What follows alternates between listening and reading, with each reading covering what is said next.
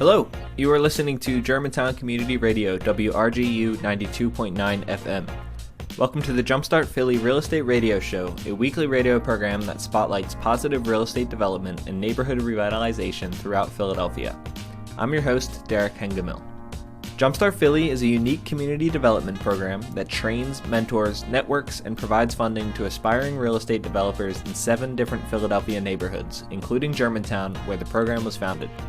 Jumpstart believes that you can do well by doing good and focuses on removing neighborhood blight, scattered site rehab, creating a healthy mix of affordable and market rate housing, and avoiding gentrification through slow, steady growth and keeping wealth local. Interviews are conducted during Jumpstart Germantown's weekly Jumpinar series on Monday nights at 7 p.m. held via Zoom webinar.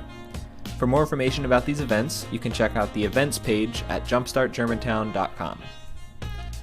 This week, I will be speaking with our returning guest and Jumpstart investor Ugo Opara about how to manage your renovation and not get burned. I hope you enjoy the conversation and be sure to check out the podcast version of this program at jumpstartgermantown.com/media.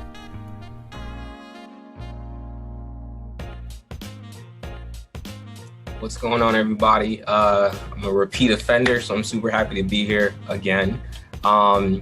I am a real estate agent by trade. That's what I do. That's my 9 to 5. And then also I invest in real estate, a licensed contractor, and been able to do a bunch of projects with the help of the Jumpstart program. And just looking forward to grow and kind of share the knowledge that I've accumulated by bumping my head. And today we're really just going to talk about just kind of like burnout, all the ways you can get burnt out in real estate, whether that's contractors burning you burning yourself, poor information that you're getting, just all the different things, all the different ways that you can kind of just burn yourself out as you go through buying distressed properties, renovating them, piecing them back together, and crossing the finish line. So, awesome. Thanks, Ugo. And like you said, yeah, you are a repeat offender here and our first second time guest. So thanks so much for taking the time and you can bring me to the table this time. So I'm excited that, I'm not excited, but I'm interested about that. We'll be talking only about the bad things really in this call. I feel like usually with most conversations I have a little caveat at the end where I'm like, okay, if you do everything right, but how can things go wrong? And we kind of, make sure we discuss that. But we have a whole 45 minutes here to really dig into it and get everything out on the table. And I'm excited. So I have some questions broken down into different sections. And the first one I really want to talk about is how you can burn yourself, because I feel like that's probably the most likely is just, you doing something that works against yourself or that you don't realize is working against yourself. So I'll let you take it over and kind of just tell us about burning yourself and what things you need to look out for in your own behavior to limit being burned. Facts. So the worst thing about all of this is that a lot of the burn in real estate just comes from you not properly preparing yourself, right? So 9 times out of 10, you're letting yourself get burned, which is a tough pill to swallow. But then if you are able to swallow it, it then liberates you to be able to control so many different things. So one of the things that I totally messed up when I first got started was I didn't plan or understand the phases of construction, right? So I remember very clearly where we did the demo, took everything out, started framing it back up, and then realized that we didn't level the basement. So now we're now jacking up the floors and taking concrete out the building after we just laid brand new floors. And it's just like, the floors get damaged, you got to pay to replace portion. It was annoying. So by not understanding the orders of events was number one. Another thing I would say is also along those lines is not understanding the timeline of things when you put the orders in. So for example, right now, appliances are on a big delay. So if you were not aware of that and you just felt like you can walk down to Lowe's and say, I'll take that, and that it would be over your place in a couple of days, you're in for a rude awakening. It's going to take a little bit. So order of events or structuring your renovation where it flows is very important. Understanding the delivery points on your not just your material, your material, your supplies, all of that is very important. Not having a detailed scope of work, that is major. That is something I always felt like, all right, I know what I'm doing. I got this. And that scope, the lack of a scope of work, always came and bit me in the butt, because how do you provide instructions for how do you provide direction when you don't really know what's going on yourself, right? A lot of people are really good at doing this. You walk into a property, you have your contractor with you, and you just start pointing and talking about, oh, I need to do this, and and they're like, yeah, well, we could do that, and then you're like, yeah, and then this and this and that, and you're just pointing at stuff. You're just pointing and pointing and pointing. Contractor leaves, probably remembers half of what you're talking about, right? And you probably remember half of what you told the person, or think you've told the person. So, and you might do this 3 times, because the norm is to do what? Get like 3 quotes.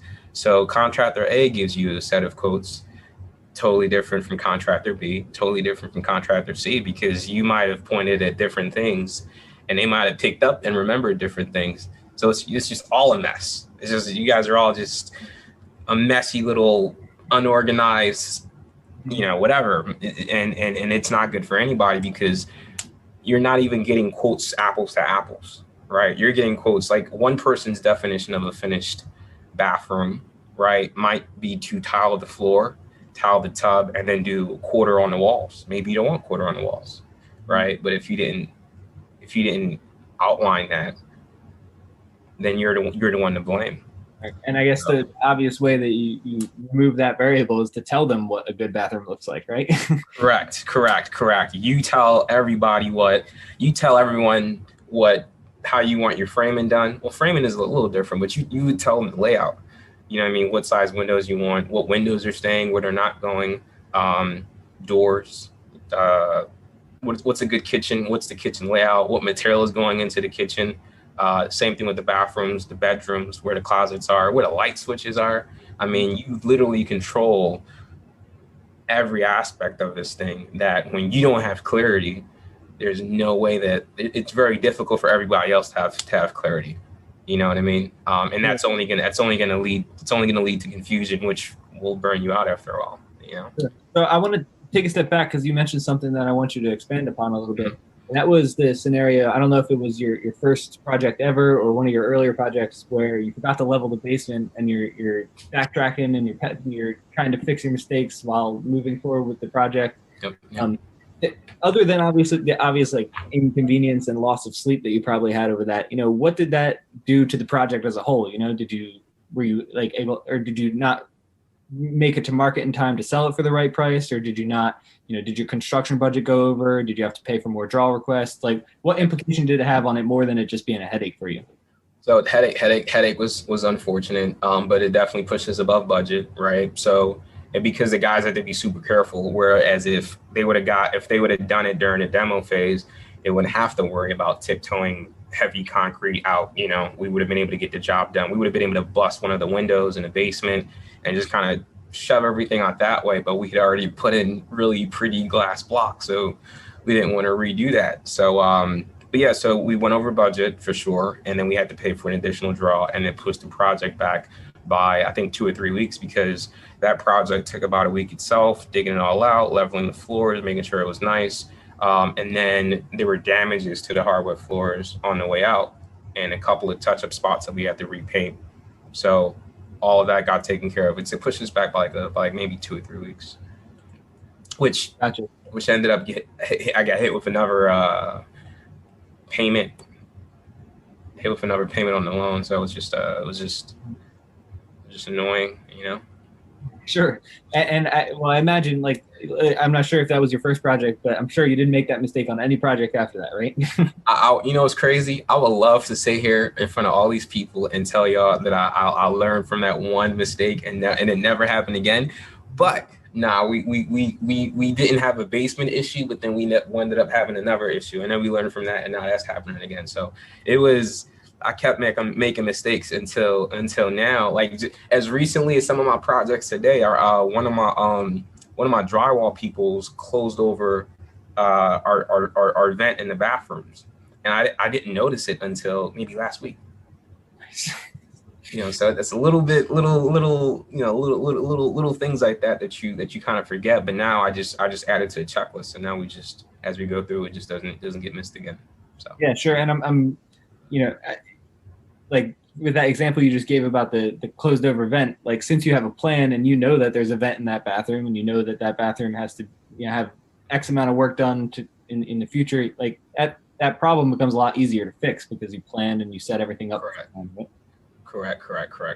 And now on prior projects, we did not have a vent to the roof for the exhaust fan. So now we just kind of learn from that. And, so now we just put it on the checklist to make sure we, so it compounds on itself. But like, if you kind of go in there blind, period, and you're just doing the whole pointing method, these things are going to compound so tremendously that it's going to really, you're going to almost never want to do real estate again. You're going to be like, I don't know how people are doing this. This is crazy. I'm out. You're not going to be as profitable as you should be. It's not going to be as enjoyable and fulfilling as you should be. And that's where that burnout comes in. What I mean? And I appreciate your honesty that sometimes it takes, the mistake needs to happen more than once for you to realize and figure out how to fix it. Because I feel like a lot of people, have that perspective where they think, oh, this something went wrong. And then they're like, it'll never happen again. Like, I know for sure it'll never happen again. And then that's how they get burned the second time. But if you kind of, I guess, stay conscious of that and you realize I made this mistake, probably going to make it again. Maybe one day I'll learn from it. Facts. Yeah. And some people are better than me. Some people don't have to. I'm hoping that in talking to it so openly, people just kind of learn from my mistakes versus actually having them go through the mistakes themselves, Yeah, for sure. Okay, so the next thing I want to talk to you about is overpaying and underestimating expenses. I like in my personal life, like one of the most annoying things is you're at the store and you buy something for $15 and you're on your phone later and you see that you could have gotten it on Amazon for $5. Yes. I'm sure that concept applies to real estate, and tell me a little bit about how you can burn yourself either overpaying for materials or underestimating what they're going to cost. Yeah, so overpaying is actually very easy to avoid, believe it or not. Overpaying is a very simple solution if you have a detailed scope of work, right? Like for me, for example, I do mainly conversions. So for my duplex, it's pretty straightforward. We're going up to 200 amp services. We're doing a 3-panel, 2 meters, one for each apartment, and then a panel for the house. We're running cable lines, and that's it. So that's pretty standard. So when I have my scope of work for my electricians, they're all bidding on that same number.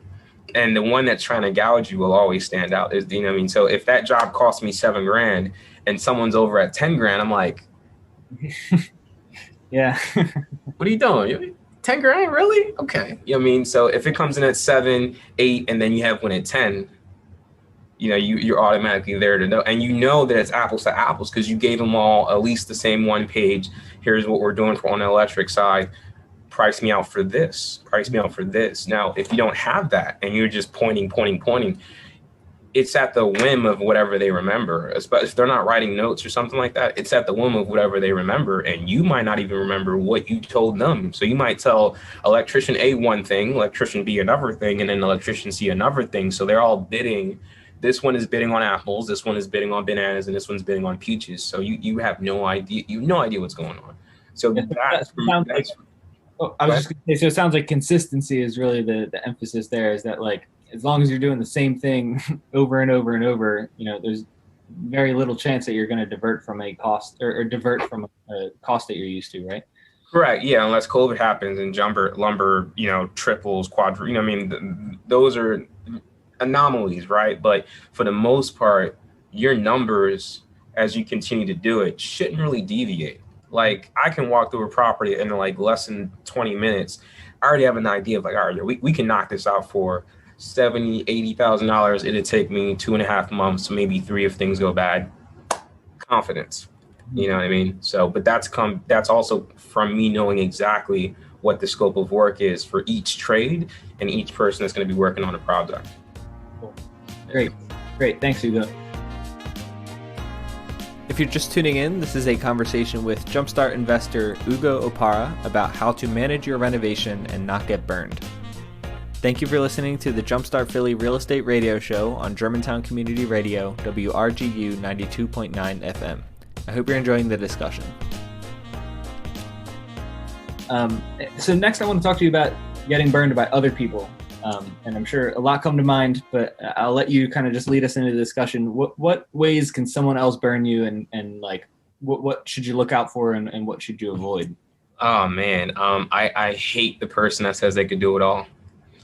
Person that says they could do it all is almost guaranteed to burn you, whether they mean to or they don't mean to. If you have a roofer that also tells you that they could do plumbing and also do your electrical and your framing, and they also do your tile and your paint, nah, man. I'll tell my crew is very, very disciplined. We're like, if you're my framer, no conversations about anything else but framing.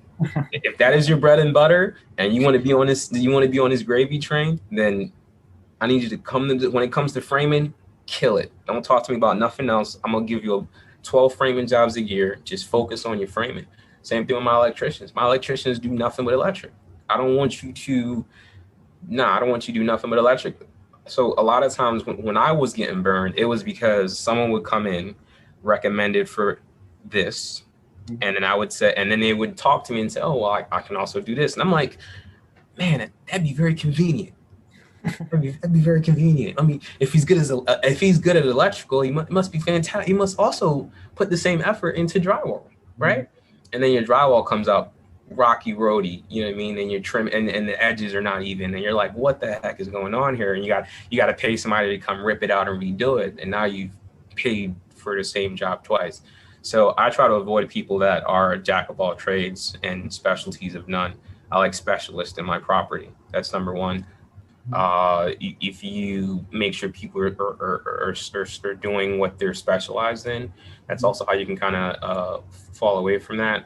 Also make sure you understand the order of events, right? So I had one project that we took over, and for whatever reason, I don't understand it. They had ran electrical through the house, but they didn't do plumbing yet, and they didn't do HVAC yet. Right. So typically electric is Romax. So it's flexible. That's like the last thing you want to run. You want to run the ductwork first and then come through with the plumbing and then come through with the electrical, because the electrical can stretch and bend and go anywhere. So the fact that they put electrical first in my mind was like, wow, so what's going on here? Because you don't want to have other trades come through and mess up a work of another tradesperson, because now you got to call that tradesperson back. So understanding the best timeline for tradespeople is also important. People that tell you that they don't need to pull permits on stuff that you need a permit for is one way you're absolutely going to get burned. I was driving by a house today, and one of my friends just got the little cease and desist letter, you know what I mean? And those are not pleasant, because you got to backtrack versus moving forward. So almost always pull permits on stuff, unless you like Russian roulette, you know what I mean? Then, do it that way as well. What else? Contracts. A lot of people are trying to do these things without contracts. And that for me gives me heart palpitations, because if you give someone money and they skate, you know what I mean? What grounds do you have, or what are you upholding as punishment for that person? And it just comes across as unprofessional if you don't have contracts. So I always have contracts. We also do partial lien waivers, and then we'll do final lien waiver with the final payment, and kind of do all these things to help protect and keep everything above board. And then also, in the event that something does happen, it's all documented. Also, as far as documentation, know who you're paying, right? So this is for me personal advice I had to take to myself. I would be so quick to get people into these projects that I would not know the name of the person that I'm making the payments to. I would just know that they're doing the work and they're doing it well. So I wouldn't complain until something goes wrong. Now I don't even know I don't even know who you are. Who burned you, sir? I know what he looked like. I could sketch him, but I have no idea. So now on my projects, I get driver's license. If you don't have a driver's license, let me see something from the government. If you don't got that, let me see your visa. If you don't got that, then we start to not be able to work with each other. Man, I could go on. What else? I think I'm gonna stop on that real quick. Yeah. No, I think those are all great examples. And I think the biggest takeaway from that was just like verification. Just make sure that the the people who are working for you, you know who they are, you know what they're supposed to do, what they're good at doing. You know, it's a lot better than kind of just like seeing it like we were talking about before, seeing this opportunity that's like the golden egg, and you're like, this is going to be great, and then finally going into it, you gotta sounds like you gotta slow down, you know, really make sure that it's not like a pipe dream, right?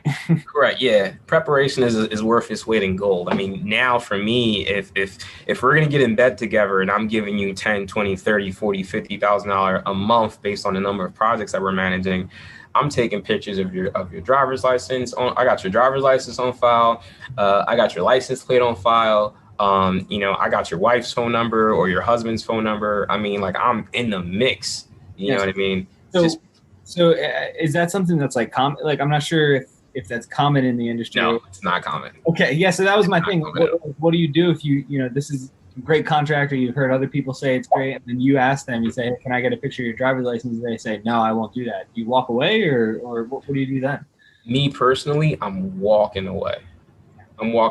Because and also, if they don't give you a driver's license, then at least ask for a copy of their license, copy of their active license for the municipality that you're looking into. And then also they're going to have insurance while they're working on your project, and they should add you as what they call additionally insured. If they won't do those three things, those are just red flags. Those are just very red flags, because you know what I mean? Think about it, right? You walk into a hospital, they all got their badges on. I'm Dr. Such and such, right? That's the professional thing to do, is to display like, this is who I am. This is my profession.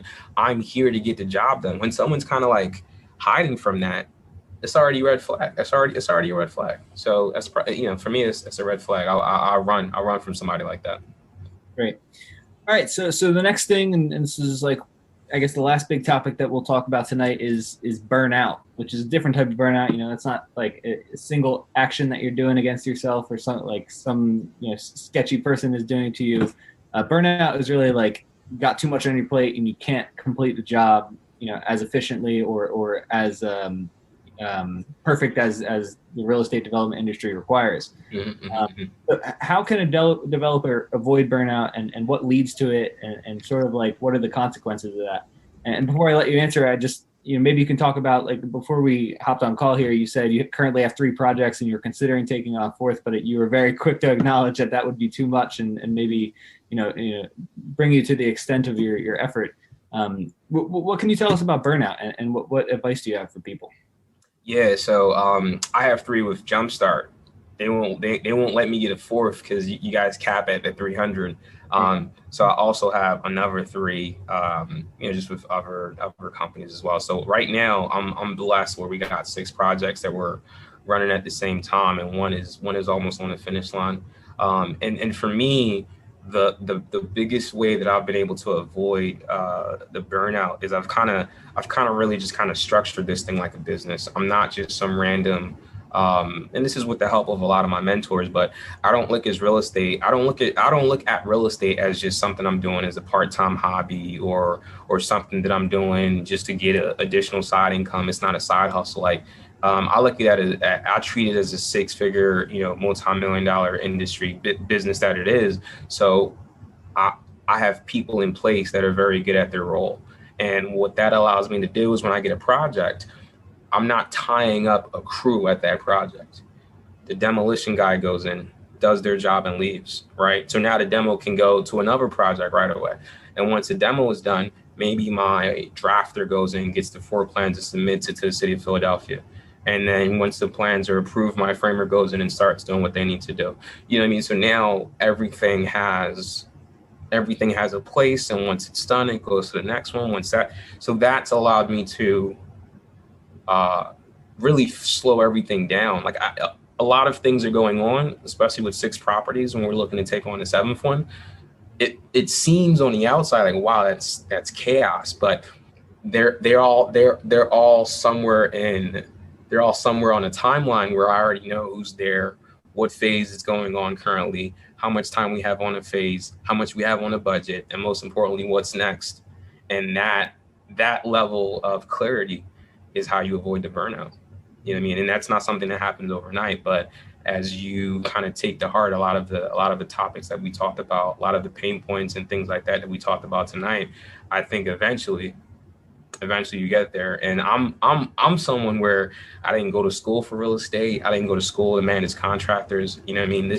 I learned it just from hitting my head over and over again and not liking the feeling and going through burnout and having nights where I'm just like, yo, maybe I'm not built for this. Maybe this is not my lane. Maybe I should leave these to those people on TV or to those people on Instagram that have 1 trillion followers. But, now we're here, you know what I mean? And with the help of partners like you, Jumpstart, we just continue to grow every year.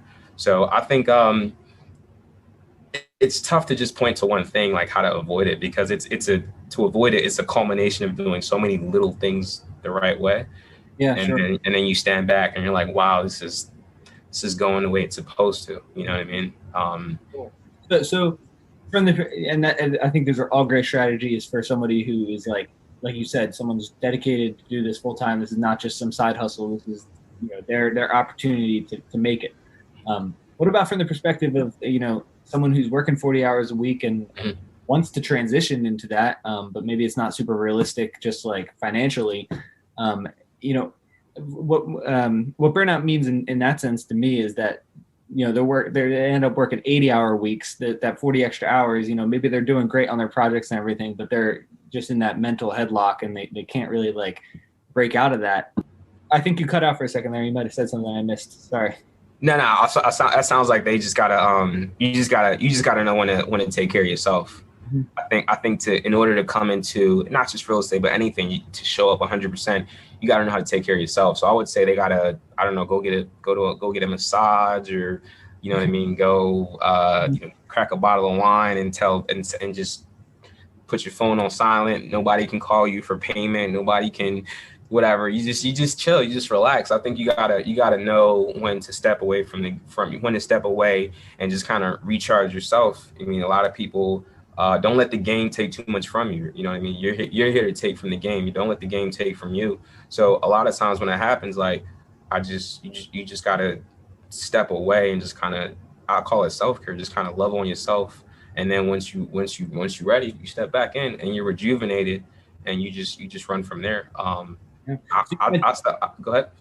I was just gonna say, you mentioned that you had gotten to that point in your past where you kind of like started to doubt yourself and kind of like have that realization that you're fighting off more than you can chew. What did you personally what was your road to get back on track? What were some? I mean, I'm sure you just mentioned some of them, but what were some of the strategies that you used to kind of like realign yourself and get some more motivation? Yeah, so a lot of times, it's never one thing. Sometimes it's not even a business. Sometimes it's just like life in general. You know what I mean? So I'm a big advocate of therapy. You know what I mean? I'm a big advocate of having a therapist and making sure that, whatever, because it's some people where like, no matter what they do, they just burn out. Like that's just their default, right? However that got programmed into them, but it's just some people where like, that's just their default. They just carry everything on their shoulders until they break, and then they just burn out. And I think therapy is important because it helps you kind of revisit those programs and kind of reroute them, reprogram it, reassess it, reevaluate. And if you can't change it, at least have an understanding of it, so you're more aware, self-aware, and you can kind of act accordingly. So so for me, it was therapy and just relaxing and just understanding that Rome wasn't built in a day. You know what I mean? Like there are certain things where like it's just time. You know what I mean? And for me at that time when I was burning out, this was like 2019, I was comparing myself to a lot of people. You know what I mean? I was comparing myself like, yo, why does that person have 20 buildings and I have 4? Like what is so good about that person? Let's go. Not realizing, yo, that person's been in the game for 10 years, bruh. 10 years. Like, I mean, you started in 2016, like relax. And, just realizing that it's a lot of life left. It's a lot to do. It's a lot that could happen in a year. I mean, is is so much that could possibly happen, but it's never going to happen if you compare yourself, if you don't take care of yourself, and if you're carrying around a lot of baggage that you're not taking the time to properly deal with. And most people don't take the time to properly deal with it. So that is my recommendation on how to handle all that internal, spiritual, emotional burnout that really has nothing to do with the real estate. You just happen to be in that space while that's happening to you, you know? And that concludes my conversation with Jumpstart investor Ugo Opara about how to manage your renovation and not get burned. Next week, I'll be speaking with one of our Jumpstart mentors, Max Tannenbaum, about how to invest in real estate while working a full-time job. The interviews on this program were recorded during Jumpstart Germantown's weekly Jumpinar series, which takes place via Zoom webinar every Monday night at 7 p.m. And if you'd like to participate in the live Q&A with our guest, be sure to head to jumpstartgermantown.com/events and register for next week's Jumpinar. If you're interested in starting a Jumpstart program in your own community, you can visit gojumpstart.org and see our how-to guide and open source training workbook. Thank you so much for listening to the Jumpstart Philly Real Estate Radio Show on Germantown Community Radio, WRGU 92.9 FM, and be sure to tune in next week.